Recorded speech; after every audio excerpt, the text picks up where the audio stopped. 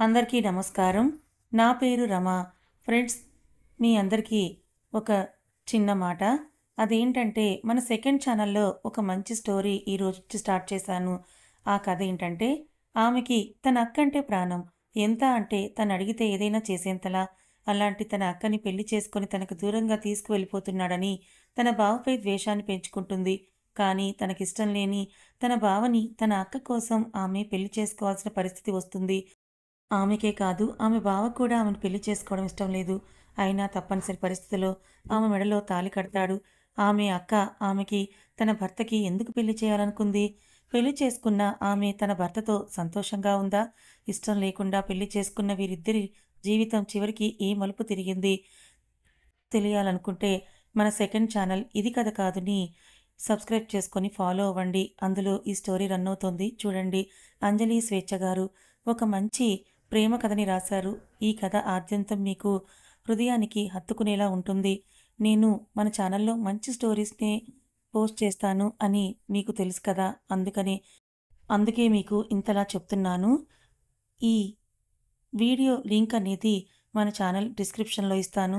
అలాగే కామెంట్స్‌లో కూడా ఫస్ట్ కామెంట్‌గా పిన్ చేస్తాను. దయచేసి గమనించగలరు. ఒక మంచి స్టోరీని మిస్ చేసుకోకుండా తప్పకుండా చదవండి. మరి మన కథలోకి వెళ్ళిపోదామా? కలహం మధురం 19వ భాగం. రచయిత మోక్ష గారు. ఆఫీస్‌కి లేట్ అవుతుంది. టిఫిన్ అయిందా అని అంటూ వచ్చి డైనింగ్ టేబుల్ మీద కూర్చుంటారు. భర్తను చూసి భయం భయంగా వడ్డిస్తున్న ఉప్మాని చూసి ఆయన ఆమెపై కళ్ళెర చేసి పెసరట్టు చేయమన్నాను కదా, ఉప్మా చేశావే అని అజమాయిషీగా అడగగానే కిచెన్లో ఉన్న మను, అంకుల్ అది ఉప్మా కాదు టమాటా బాత్ అని అంటూ బయటకొచ్చి ఆయన చూసింది. టమాటా బాతా? కొత్త పిలుపు వినిపించిందని ఆశ్చర్యంగా తలెత్తి చూసిన ఆయన ఎదురుగా కనిపిస్తున్న కొత్త మనిషిని వింతగా ఒక క్షణం చూసి మళ్ళీ చూపు శాంతిగారి మీదకు మరచి, ఎవరు శాంతి? కొత్త పని మనిషా అని అడిగారు. మొహం కొట్టేసినట్టయింది మనుకి ఆ మాటకి. నేను అందంగా ఉండనని తెలుసు కానీ మరీ అంత చండాలంగా ఉంటానా అని అనుకుంది తను. ఇంతలో శాంతి, అయ్యో పని మనిషి కాదండి, తను నా గుడిలో పరిచయం అయితేను ఏం చెప్పాలో తెలియక గోళ్ళు గిల్లుకుంటున్న ఆవిడ్ని చూసి మను ఒక్కడుగు ముందుకు వేసి, నేను ఆంటీ ఫ్రెండ్స్ అంకుల్. ఈరోజు ఆంటీ గుడిలో బీపీ డౌన్ అయి పడిపోతే నేనే తనని ఇంటికి తీసుకొచ్చాను. అయినా వచ్చాక మీకోసం వంట చేస్తాను అంటే నేనే టిఫిన్ చేశాను. పెసరట్టు చేద్దాం అనుకున్నాను. కానీ ఆంటీ పెసలు నానబెట్టడం మర్చిపోయానంటే టమాటో బాత్ చేశాను అంకుల్. నా కోసం ఈ ఒక్కసారికి అది టేస్ట్ చేయండి. ఆంటీ ఈరోజు పూర్తిగా రెస్ట్ తీసుకొని రేపటి నుంచి మీకు ఇష్టమైనవే చేస్తుందిలేండి అని అంది మను. గలగలా మాట్లాడిన మను మాటలకి తనేం చెప్పిందో అర్థం కాకపోయినా శాంతి గారికి ఒంట్లో బాలేదన్న విషయం ఒకటి అర్థమైంది ఆయనకి. అంతే. అందుకే చెప్పేది, నేను ఖాళీ కడుపుతో గుడికి వెళ్ళొద్దనేది గంభీరంగా అన్నారాయన. నేను ఆంటీకి ప్రతి వారం అదే చెప్తాను అంకుల్. కానీ నెక్స్ట్ వీక్ మళ్ళీ ఇలాగే ఏమీ తినకుండా వచ్చేస్తారు.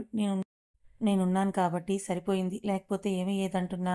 మను వంక తేరిపార చూసి ఆమెతో ఏం మాట్లాడాలో తెలియక చిన్న నవ్వు నవ్వి ఊరుకున్నారాయన. మను ఆయన వంక ఎగిరెగిరి చూస్తూ, ఆ టమాటో బాత్ ఎలా ఉందో చెప్పలేదంది. ఆ మాటకి స్పూన్‌తో కొద్దిగా తీసి నోట్లో పెట్టుకున్న ఆయన మనుని చూసి, బావుంది. మొహమాటంతో చెప్తున్న మాట కాదు. నిజంగా బావుందన్నారు. ఆ మాటకి మురిసిపోయిన మను థాంక్స్ అంటూ మెలికలు తిరుగుతుంటే, నువ్వు వచ్చి తినమ్మా అని అన్నాడాయన. వెళ్ళు మను, నాకు చెప్తున్నావు. నువ్వు తినకుండానే కదా గుడికి వచ్చేది అని అంటూ మనుని బలవంతం పెట్టేసరికి మను కూడా ఆయనతో పాటు కలిసే టిఫిన్ కూర్చుంది. తనకి వడ్డిస్తూ ఉన్న శాంతితో, మీరు కూర్చోండి ఆంటీ అని అంటూ ఆవిడని కూడా బలవంతంగా కూర్చోపెట్టింది. కనీసం ఆవిడకి మాట్లాడే ఛాన్స్ ఇవ్వకుండా భయంగా వాళ్ళ ఆయన వంక చూసింది శాంతి. వాళ్ళిద్దరి పెళ్ళై 30 సంవత్సరాలు కావస్తోందేమో. ఇప్పటికీ ఆయన తిన్నాకే భోజనం చేస్తుంటాను. ఆయన కూడా ఈరోజు తిన్నావా అని అడిగే మనిషి కాదాయే. నేను మళ్ళీ తింటానులే మను, నువ్వు ముందు భోజనం చేయి అంది శాంతి. ఇంకెప్పుడు తింటారు? ఇప్పటికే 10 అయ్యింది. తినేయండి ఆంటీ అని అంది మను. శాంతి వాళ్ళ ఆయన వంక చూసింది. తినమన్నట్టుగా సైగ చేశారాయన. కూర్చొని తను వడ్డించుకుంది. టిఫిన్ అయ్యాక మను తన బ్యాగ్ తీసుకొని వెళ్ళొస్తాను ఆంటీ, అంకుల్ అని ఇద్దరికి చెప్పి వెళ్తుంటే ఆయన మనుని వెనక్కి పిలిచి, అమ్మ అప్పుడప్పుడు వస్తూ ఉండు అని చెప్పారు. సరే అని అంటూ నవ్వుతూ వెళ్ళిపోయింది మను. ఎంతసేపటికి మను గుడి నుంచి బయటకి రాకపోయేసరికి డౌట్ వచ్చి గుడి దగ్గరికొచ్చి చూసిన మను బౌన్సర్లు ఇద్దరూ అక్కడ. మను కారు లేకపోవడం, ఒకవేళ ఈలోపే తను హాస్పిటల్‌కి వెళ్ళిపోయిందా అని అనుకుని హాస్పిటల్‌కి వెళ్ళి వెతికినా కూడా వాళ్ళకి అక్కడ మను కార్ కనపడకపోవడం, హాస్పిటల్‌లో వాకబు చేస్తే తను ఇంకా హాస్పిటల్‌కి రాలేదు అని చెప్పడంతో చివరి ప్రయత్నంగా తన లొకేషన్ ట్రాక్ చేసిన వాళ్ళకి అది కూడా ట్రేస్ అవ్వకపోవడంతో వేరే దారి లేక భయపడుతూనే వేద్‌కి కాల్ చేశారు వాళ్ళు. భార్గవ్ ఆ టెండర్ కొటేషన్ సబ్మిట్ చేసి బ్యాక్ ఎండ్ వాళ్ళకి బాగా ఇన్‌స్ట్రక్ట్ చెయ్యి. ఎట్టి పరిస్థితిలో ప్రాజెక్ట్‌లో గ్లిచ్ రాకుండా చూసుకో అని భార్గవ్‌తో మాట్లాడుతూ ఉండగానే అతని ఫోన్ రింగ్ అయింది. డూ ఇట్ ఫాస్ట్, డిలే వద్దు అంటూ కాల్ లిఫ్ట్ చేసి చెప్పండన్నాడు వేద్. సార్, మేడం కనిపించట్లేదని వాళ్ళు చెప్పింది విన్నాక కాళ్ళ కింద భూమి కంపించినట్టుగా అయ్యింది వేద్‌కి. కనిపించట్లేదా? ఈడియట్స్! తనేమైనా ఇన్విజిబుల్ స్ప్రే కొట్టుకొని కనపడకుండా పోయిందా? తనని ఫాలో అవుతూనే వెళ్లారు కదా! మీ కళ్ళు గప్పి ఎక్కడికి వెళ్తుంది అడిగాడు. మేడంని ఫాలో అవుతూ టెంపుల్ వరకు వచ్చాను సార్. మేడం టెంపుల్‌కి వెళ్తే దర్శనం టైం పడుతుందని పక్కనే టిఫిన్ చేస్తుంటే ఈలోపు మేడం మిస్ అయ్యారు. హాస్పిటల్‌లో ఎంక్వైరీ చేస్తే అక్కడ లేదంట అని అన్నారు వాళ్ళు. వాట్ అబౌట్ దట్ ట్రాకర్ అని అన్నాడు వేద్. అది ట్రేస్ అవ్వట్లేదు సార్ అని అన్నారు వాళ్ళు. I am coming now. మీరు ఈలోపు టెంపుల్ ప్రెమిసెస్‌లో సీసీటీవీ ఫుటేజ్ చెక్ చేస్తూ ఉండండి అని చెప్పి కార్ కీస్ తీసుకొని బయటికి వచ్చేశాడు వేద్. ఎక్కడికి అని అడిగిన భార్గవ్‌కి రావద్దని అంటూ సైగ చేసి ఒకవేళ ఏదైనా పర్పస్ మీద తిరిగి ఇంటికే వచ్చిందేమో అని అపార్ట్మెంట్ వాచ్‌మెన్‌కి కూడా కాల్ చేసి తనుందేమోనని చెక్ చేయమని అడిగాడు. మను కార్ లేదు. ఫ్లాట్ కూడా తాళం వేసిందని చెప్పాడతను. రీకన్ఫర్మేషన్ కోసం శంకర్ గారికి కాల్ చేసి చూశాడు. ఆయన మను ఇంకా రాలేదని చెప్పారు. మను ఫోన్ కలవకపోయేసరికి వేద్‌కే కాల్ చేసి అడిగే ఆలోచనలో ఉన్నారంట ఆయన. ఫోన్ కూడా కలవట్లేదు. ఎక్కడికి వెళ్ళుంటుంది అని ఆలోచనలో ఉన్న వేద్‌కి హలో అల్లుడు గారు అన్న శంకర్ గొంతు విని ఆయన ఇంకా లైన్‌లోనే ఉన్నారని అర్థమై ఏమైంది అంత కంగారు పడుతున్నారు అని అన్నారు. అదేం లేదు, చెప్పా చేయకుండా ఎక్కడికి వెళ్ళిందా అని అంతే అని చెమటలు పట్టిన తన నుదుటిని తుడుచుకొని తను వస్తే నాకు కాల్ చేయమని చెప్పండి మావయ్య అని ఫోన్ పెట్టేశాడు. తల బలంగా సీట్ వెనక్కి వాల్చి మొద్దు ఎక్కడికి వెళ్ళావే అని అనుకుంటూ ఉండగానే పక్కన సౌండ్ చేస్తూ ఒక కారు వచ్చి అతని పక్కన ఆగింది. కళ్ళు తెరిచి చూసిన అతను పక్కనే ఆగిన మను ఆ కార్‌ని చూడగానే తన మనసుకి ప్రశాంతంగా అనిపించింది. గబగబా కార్ దిగి బయటికి వస్తూ ఉన్న వేద్ అతనికి ఎదురు వస్తూ ఉన్న మనుని దగ్గరకు తీసుకొని ఆమెను గట్టిగా హత్తుకున్నాడు. ఆశ్చర్యపోయింది మను. హాయిగా ఉన్న అతని కౌగిలిని నిత్యం అలాగే ఉండిపోవాలని ఆశ ఉన్నప్పటికీ కూడా వాళ్ళిద్దరి మధ్య ఉన్న లిల్లీ జ్ఞాపకం గుర్తుకు రాగానే అతనికి దూరం జరిగి ఏమైంది వేదు అని అడిగింది. మను నెట్టేసరికి అతను కాస్త తడబడి కళ్ళకి గాగుల్స్ పెట్టుకుంటూ ఎక్కడికి వెళ్ళావే? కాల్ చేస్తే ఫోన్ పని చేయట్లేదు. మీ బాబాయ్ కాల్ చేస్తే హాస్పిటల్‌కి రాలేదని చెప్పాడు. ఎక్కడికి వెళ్ళావని గొంతు హెచ్చించి అడిగాడు. టెంపుల్‌కి వెళ్ళాను. అక్కడ ఒక ఆంటీ కళ్ళు తిరిగి పడిపోతే ఆవిడని ఇంట్లో దిగబెట్టి ఇప్పుడే హాస్పిటల్‌కి వెళ్తున్నానంది. ఆ మాటకి వేద్ కాస్త కుదుట పడ్డాడు. తననే చూస్తూ అలాగే నిలబడిపోయాడు. వేద్ ఏమీ మాట్లాడకపోయేసరికి మనునే లేట్ అయింది. మరి నేను హాస్పిటల్‌కి వెళ్ళనా అని అడిగింది. సరే డ్రాప్ చేయనా అన్నాడు వేద్.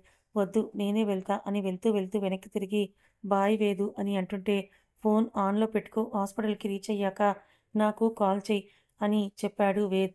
ఓకే అని బొటనవేలు చూపించి తన కార్‌లో హాస్పిటల్‌కి స్టార్ట్ అయ్యింది మను. ఆమె తన కంటి చూపు మేర దాటేంత వరకు అలాగే చూస్తూ ఉండిపోయి తను వెళ్ళాక వేద్ కూడా ఆఫీస్‌కే స్టార్ట్ అవుతూ మధ్యలో మను బౌన్సర్‌లకు కాల్ చేసి తనకి వచ్చి కలవమని చెప్పాడు వేద్. అదే రోజు రాత్రి మను, వేద్ ఎవరి పనుల్లో వాళ్ళు పూర్తి చేసుకొని ఇంటికి వచ్చాక ఫ్రిడ్జ్‌లో వాటర్ బాటిల్ తీసుకొని తాగుతూ మను కోసం వెతికిన వేద్ కిచెన్‌లో వంట చేస్తూ ఉన్న తన దగ్గరికి వెళ్తూ ఉంటే ఒక్క నిమిషం వేదు వంట అయిపోవచ్చేసింది అని చెప్తుంటే వేదు వచ్చి తన వెనుక నిల్చొని ఆమె భుజం మీద చేతులు వేసి పొద్దుట నీ గురించి ఎంత టెన్షన్ పడ్డానో తెలుసా అని అన్నాడు. హా వేదు, పొద్దుట అంటే గుర్తుకొచ్చింది. ఆ ఆంటీకి ఎప్పుడూ చెప్తూనే ఉంటాను వేదు, టిఫిన్ చేయకుండా గుడికి రావద్దని. అయినా ఈరోజు అలాగే వచ్చారు అని మను చెప్తుంటే నువ్వు కూడా ఏమీ తినకుండానే గుడికి వెళ్తావు కదా అన్నాడు. నేను ఆ ఆంటీ ఒకటేనా? ఆ ఆంటీ పెద్దావిడ కదా వేదు, టైంకి తిని రావాలి కదా అంది మను. మీ ఇద్దరు వయసు వేరేనా?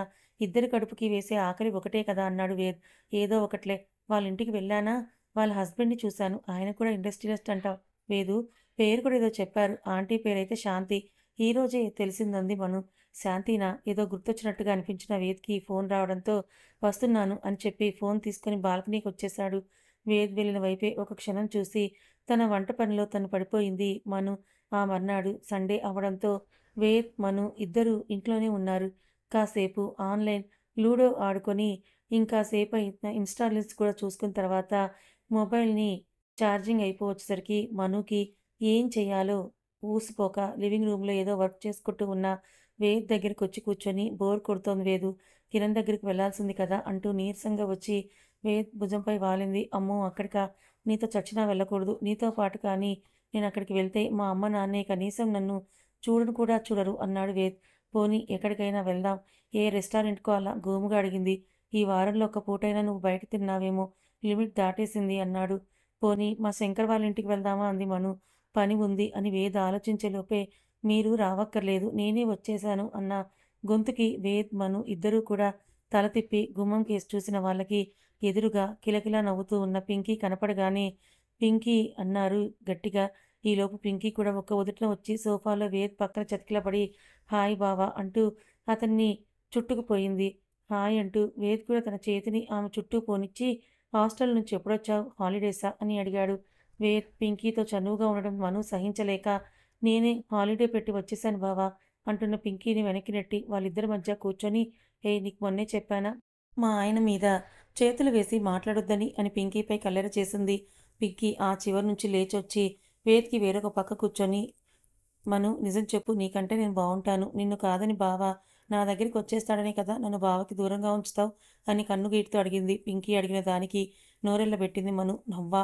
ఏం మాటలే అవి? వయసుకు మించేలా చదువుకునే వయసులో ఇలాగైనా మాట్లాడేది అంది. ఆహా మరి ఇన్నోసెంట్‌లా మాట్లాడకు. నా ఏజ్‌లో నువ్వు వేసిన వేషాలు నాకు పెద్దమ్మ చెప్పిందిలే మనుతో వాదించింది పింకీ. అప్పుడు నేనంత అల్లరి చేసినా నీలా పక్కనోళ్ళ హస్బెండ్‌కి సైట్ కొట్టలేదు నేను అంది మను. నేను బావకి సైట్ కొడుతున్నానని చెప్పానా? బావకి నీకంటే కూడా నేనంటేనే ఇష్టమని చెప్తున్నా అని వేద్ చెంప తడిమింది. ఆఫీస్ వర్క్ చేసుకుందాం అనుకున్న వేద్‌కి చెరో పక్కకి చేరి దెబ్బలాడుకుంటున్న వాళ్ళ మాటలకి విసుగొచ్చి ఇద్దరికీ చెరో కర్ర తీసుకొని ఆ మూలకు వెళ్ళి కొట్టుకోండి నన్ను ప్రశాంతంగా పనిచేసుకొనివ్వండి అని అరిచి చెప్పేసరికి ఇద్దరూ తుల్లిపడి వేద్‌కి దూరం జరిగి ఇద్దరు మను బెడ్రూమ్‌కి వెళ్ళిపోయారు. మను రూమ్‌ని పరికించి చూస్తూ ఇది గెస్ట్ బెడ్రూమ్ అనుకున్నాను. ఇక్కడ అన్నీ నీ థింగ్స్ ఉన్నాయేంటి అని అంటూ అనుమానంగా అడిగింది చూస్తూ పింకీ. గెస్ట్ బెడ్రూమే కానీ మా దగ్గరికి ఎవరు వస్తారు అందుకే నా థింగ్స్ అన్నీ కూడా ఈ రూమ్లో సర్దుకున్నాను అంటూ పింకీని చూసింది. కింద పడిన స్టెథోస్కోప్ని అటు ఇటు ఆడిస్తున్న పింకీని చూసి తడబడుతూ next month PG set entrance ఉంది కదా లేట్ నైట్ చదివితే వేదుకు డిస్టర్బ్ అవ్వకుండా ఇక్కడ చదువుకుంటున్నాను అంది. కొత్తగా పెళ్ళైన వాళ్ళకి లేట్ నైట్ రొమాన్స్ ఉండాలి కానీ ఈ లేట్ నైట్ స్టడీస్ ఏంటి అని అనుమానంగా చూస్తూ అడిగింది పింకీ.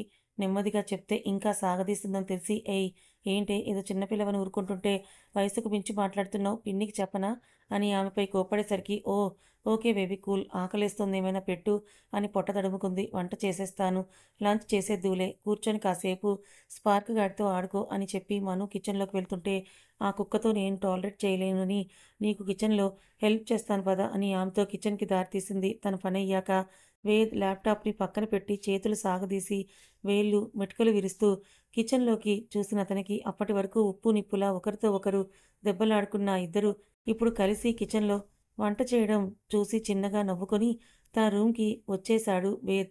ఆలూ కుర్మా కోసం అని బాయిల్ చేసిన బంగాళదుంపల్ని పీల్ తీయమని పింకీకి ఇచ్చి తను వంట పని చేస్తూ పింకీని అడిగింది ఉన్న పలంగా ఎందుకే ఇంటికొచ్చావు అని అంటూ. ఎందుకా అని పక్కపక్క నవ్వి మను మర్చిపోయావా ఈ సంవత్సరం ఊర్లో జాతర ఉంది కదా అని అంది పింకీ. జాతర బల్బు వెలిగింది మనుకి. వాళ్ళ ఊరు అమ్మవారి జాతర 10 సంవత్సరాలకు ఒకసారి వస్తుంది. ఆ చుట్టుపక్కల 10 ఊర్లలో వాళ్ళు చాలా ఘనంగా జరిపిస్తారా జాతర. ఊరంతా కలిసి జరుపుకునే పండగ. లాస్ట్ టైం జాతరకి నేను 5th క్లాస్ అనుకుంటా కదా మను. అప్పుడు నువ్వేం చదువుతున్నావని అడిగింది Pinky. 10th class. Board exams దగ్గరికి వస్తున్నాయని మా అమ్మ నన్ను పక్కూర్లో ఉన్న చిన్నమ్మమ్మ వాళ్ళ ఇంటికి పంపించేసింది. ఊరేగింపు రోజే ఊర్లో ఉన్నానేమో. ఈసారైనా 5 డేస్ అక్కడే ఉండాలంది మను. 5 డేసా? Manu you are not a free bird. నీకు పెళ్ళయింది. ఇప్పుడు నువ్వు ఎక్కడికి వెళ్ళాలి అన్నా కూడా బావ పర్మిషన్ ప్రియార్. ఆయన ఒప్పుకుంటేనే కదా నువ్వు వచ్చేది అని అంది. మా ఆయన బంగారం. నేను ఏది అడిగినా కూడా కాదనరు. చూస్తూ ఉండు అని అంటూ ఆ కిచెన్ నుంచి 2 అడుగులు వేసి బయటికి తొంగి చూసింది మను. అప్పటి వరకు హాల్లోనే ఉన్న వేద్ ఇప్పుడు కనపడలేదు. వేదు అని అంటూ అతన్ని వెతికిన మనుకి బాల్కనీ దగ్గర వాష్ ఏరియాలో స్పార్క్ గాడికి స్నానం చేయిస్తూ ఉన్న వేద్‌ని చూసి ఆ వెనకే వచ్చిన పింకీని గర్వంగా చూసి చూసావా? ఆయనకి డాగ్స్ అంటే ఇష్టం ఉండదు. కానీ నా కోసం దాన్ని పేరు చేస్తున్నారంది. అది విన్నాక పింకీ మొహం మాడిపోయింది. ఇంకొకసారి మట్టిలో గంతులు వేశావో ఈసారి వేడి నీళ్ళు కాదు చన్నీళ్లతో స్నానం చేయించి రూమ్‌లో ఏసీ వదిలేస్తానని స్పార్క్ గాడిని బెదిరించి మెత్తటి క్లాత్‌తో వాడి ఒళ్ళు తుడిచి వాడు అస్తమాను ఆ 203లో ఉన్న పొమిరేన్ కోసం వెళ్తున్నాడంట. వాళ్ళు కంప్లైంట్ చేశారు అని అన్నాడు వేద్. కథ ఇంకా ఉంది. మరి మను, వేద్ల మధ్య ఈ సఖ్యత చూసి పింకీకి ఎందుకంత కోపం? నిజంగా పింకీ వీళ్ళ మధ్యలోకి రావాలనుకుంటుందా?